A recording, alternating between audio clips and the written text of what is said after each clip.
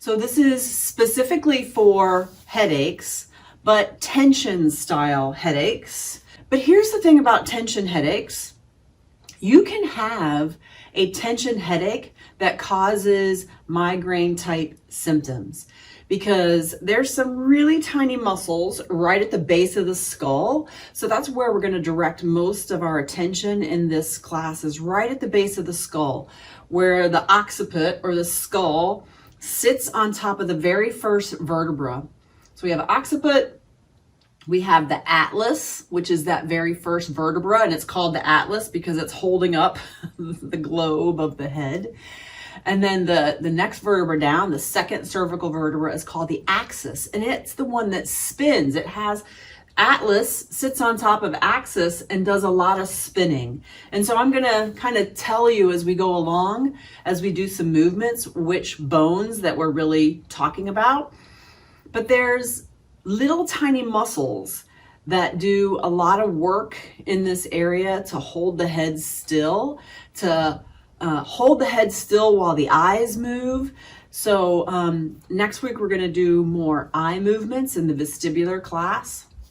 And today we're just going to really talk about the movements and how tension in the neck all the way up to the base of the skull can squeeze on things. There's some big nerves and vessels right at the base of the skull. They can squeeze on things, and that forehead headache is where the greater occipital nerve a lot of times can be squeezed and give you a frontal or forehead headache. So this class is really good for headaches that are tension type, but that can also have some vascular and some nerve type symptoms that go along with that. Even just that little bit of self-massage that we did here, if you do it lying down or sitting up, because if you're at work or something and you don't have a place to lie down, that can help you relieve some of that tension. So that tension can also limit range of motion. So let's just talk about a few motions of the head. So we're talking about the head right on top of that first vertebra. And the first one is just that nod. So just a little tiny bit of a nod. Take your fingers and wrap your fingers lightly around your neck. Everything, my thumbs and my fingertips are all pointed backwards, just wrapping around my neck.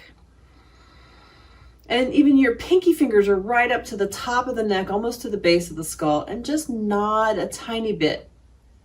Without getting movement under the fingers, the head is free to nod. You might feel as you nod, as you kind of look down, you might feel some tension underneath those fingers at the back of the neck. There's a very stiff connective tissue there, but just sort of yes and no. Actually, this is just yes. Yes is occiput, your skull right on top of that first vertebra. Knees bent. Do your little bit of cat-cow.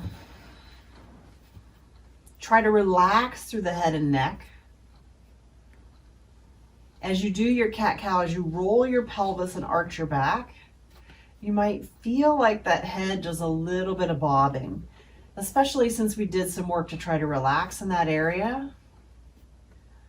It's just following along. You don't have to do anything through the head and the neck. I call this that bobblehead action. It's all because of the movement that we're doing lower. Okay, so now we're going to use our hands a little bit to help the range of motion. So I want you to really think about where your nose is. Your nose is going to point straight up towards the ceiling. So I want you to side bend, and you can use your hands to help you a little bit. I want you to side bend. Bring left ear to left shoulder, keeping your nose pointed straight up towards the ceiling.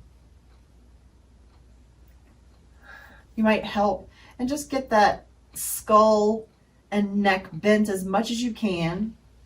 Left ear to left shoulder. Nose pointed up towards the ceiling.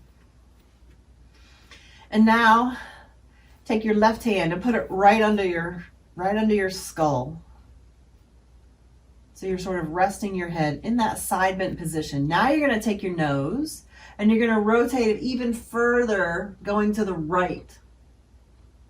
But your head sort of stays positioned on your hand. And you can use your hand a little bit, pulling the left hand to the left in order to help you rotate to the right.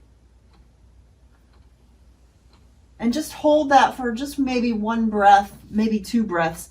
But how does that feel right up underneath the base of your skull? So the tendency is that the head wants to, when we side bend to the left, it wants to rotate to the left.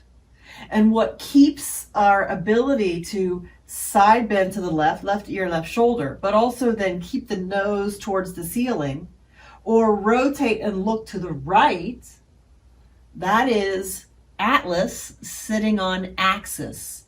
Axis has a prominence, so that atlas, that first cervical vertebra, does a lot of spinning on top of axis.